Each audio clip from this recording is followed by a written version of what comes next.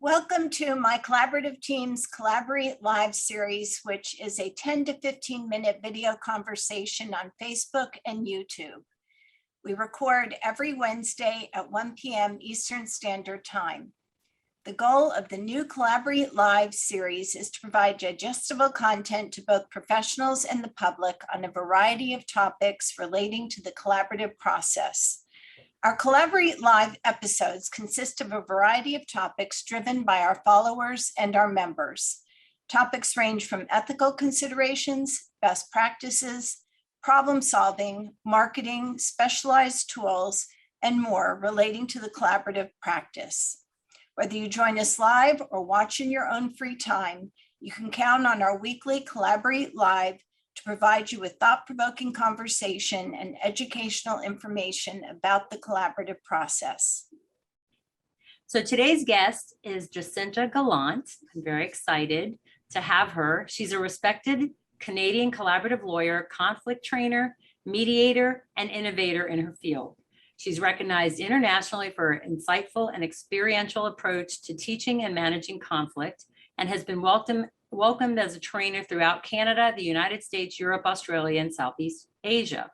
Jacinta is the principal of Waterstone Law Group, a firm specializing in innovative legal services for families, and is the founder and president of Innovation for Lawyers, Inc. Jacinta is a former member of the board of directors of the International Academy of Collaborative Professionals, that's IACP, and a trainer with the IACP training faculty tasked with delivering interdisciplinary collaborative practice training throughout the world. She's the founder of Collaborative Practice on Prince Edward Island and is a leader in the national and international collaborative practice community. And she's one heck of a dancer. I know that from personal experience. Welcome, Jacinta. How are you? Well, thanks for having me. I always love hanging out with you guys, and yeah, that dance floor is awesome. Good to see you. Good to see you. So tell us, Jacinta, you're here to talk about curiosity. So I'm curious, what does it mean to be curious? Yeah, what does it mean to be curious? It means to be alive. It means to experience life in the moment. It means to feel exhilaration about the possibility that you'll learn something new when you make an inquiry.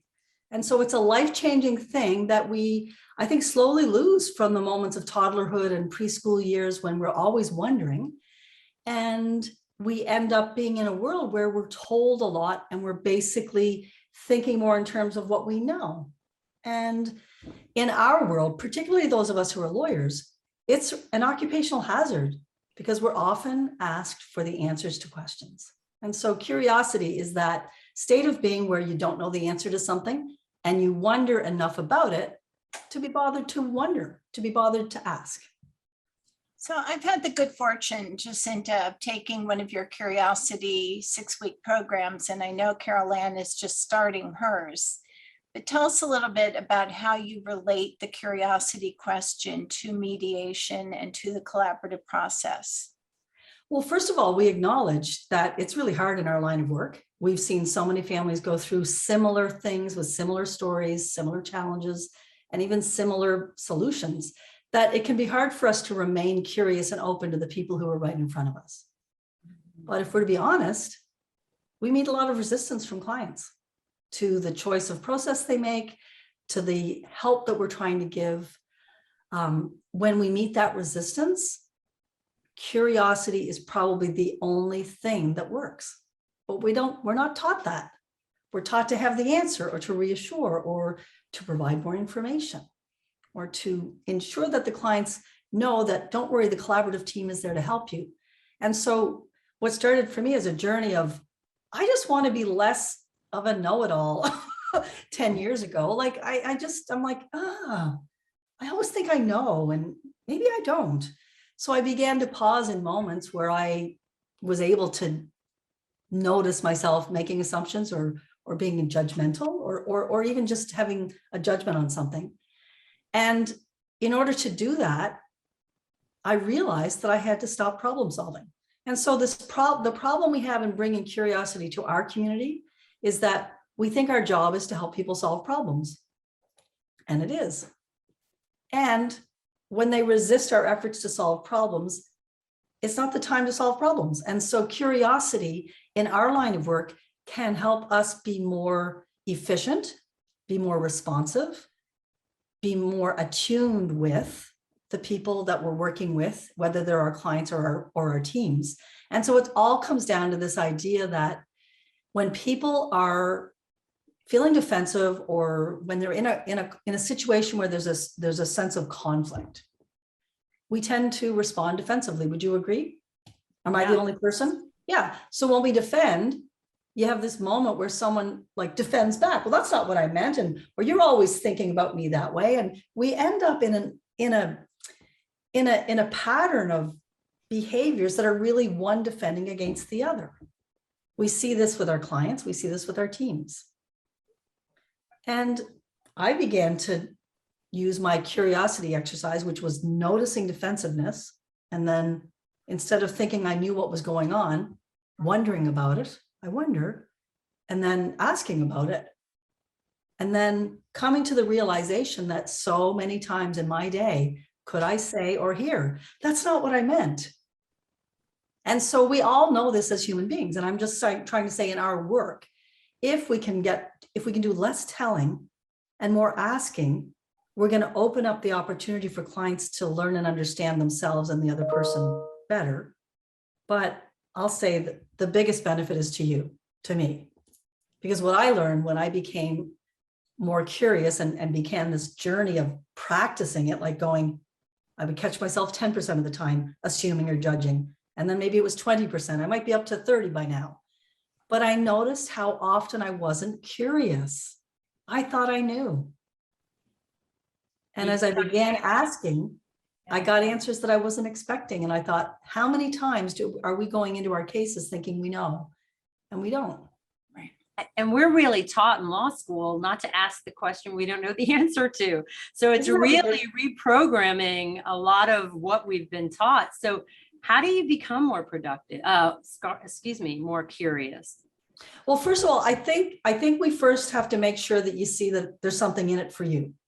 Okay. Because a lot of us are very busy doing great work. And we're like, unless I have to learn this, I'm not learning it. You can't make me. Okay. So we're even not curious about how our lives at work could be better because we're too damn busy doing the work that we're already pretty good at. And so one of the challenges is to say, the research tells us this. The curiosity as a state of being, and so let's be pure about it, that moment where you don't know the answer, but something's grabbed your attention enough that you're paying attention to it so that you can wonder. When I demonstrate to you curiosity and you experience it genuinely, you will calm down. You will experience satisfaction and tension relief. So in moments of resistance, right? When people cognitively are actually impaired, they can't hear and learn something new because they're busy defending from something that's going on inside. Then if my genuine wondering, if my curiosity about you helps you calm, there's one reason to do it already. So we know this. The next fun thing though is that it also benefits me. So if I'm in a moment of conflict or stress or anxiety or defensiveness, if I can pause to be curious, because remember, I'm cognitively impaired, so it's hard to be curious when you're experiencing threat or defensiveness. Then if I demonstrate curiosity to you, I will calm down. I will experience the same benefits of what I'm providing to you by being genuinely curious. So when you think about our work, how many times do we see the same challenge circling back? Meeting number 2, meeting number 3, meeting number 4, or people repeating themselves, people interrupting, justifying, getting really in their own way of reaching agreement or resolution or us doing the jobs that we want to do. Well, what the research and curiosity would say is that's not the time to tell. That's not the time to make a demand or require people to think clearly. That's the time to be curious about what this person is experiencing right now in this moment. And as mediators and collaborative professionals working in couple conflict, we see this all the time. And so, sorry.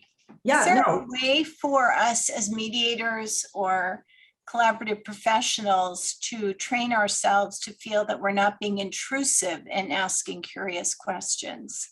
Yeah, and I think that that's a really good question, because I want to really point out for our community, we are often asking our clients to decide on things before they're emotionally ready. Okay, so let's remember that we have that challenge in our community. People are not always ready emotionally to make the decisions we're asking them to make. So we often do worry that if we ask a curious question in a moment when someone's being vulnerable, it might make things worse, or it might be hurtful or harmful. And so the answer to that is to go back to the research that says, if I'm genuinely curious, you're going to experience my authentic desire to listen, to understand. And so to me, the big difference is when do we demonstrate it? Is it in a one-on-one preparation meeting, right? Is it in the joint session at the right moment where people can handle a curious question? But this isn't always about people being vulnerable. Curiosity helps us deal with people when they're actually quite demanding, difficult, interrupting, justifying, exhibit A, proving their point. They won't stop talking. And so what I have learned, and this is mostly, so after I studied curiosity, I began to study the insight approach to conflict, right? Which pulled it all together. So it tells us that in those moments where people are resisting us, where people are defending, that if we can be curious about what is the threat that's causing them to defend. So the insight approach, or the curious mediator training that I give, helps us to really efficiently probe what is motivating this behavior that's so in the way, that's so upsetting, that's so difficult, that's getting in the way of agreement. So we can do that efficiently by asking about threats, by being curious about, do I have that right? Rather than thinking I know. And by verifying that, I'm going to see my role as being very much about making sure that our clients hear and understand one another, right? And that there's a technique that we can use that's about just how often have you heard or said, that's not what I meant. So let's verify, what are you understanding from what's being said? So we're asking people to verify what their understanding is of something. And we can only do that if we're curious about what really is getting through. So both complicated and easy when you look at the theory that underpins how we come to know something. Yeah. Well, it seems like it ought to be easy, but I know from my perspective, I kind of think about, how can I be curious? How can I be curious? Which is probably defeating the whole purpose, because it seems to me that this is really intertwined with really listening to people and what they're expressing. And it's kind of like full circle. When you're curious, when you're really listening, then you have an opportunity to be curious. And when you're curious, then you have the opportunity to be listening. You're right, Carolina. And so often we are listening to prepare a response, or what am I going to do next? And what I've learned from this is that I'm way more relaxed in those moments where I feel like it's my responsibility to help them being the people in conflict, to have a productive conversation. I'm way more relaxed because I know the calming effect of curiosity. But I also know that many of us are, well, I'm going to say, feel that it's not our role to go there. And so what I've developed in both the insight training and in the Curious Mediator course is, how can we be productively curious? You know, our clients aren't asking us to sit and have a beer and like sit in wonder at the stars. They want us to be productive.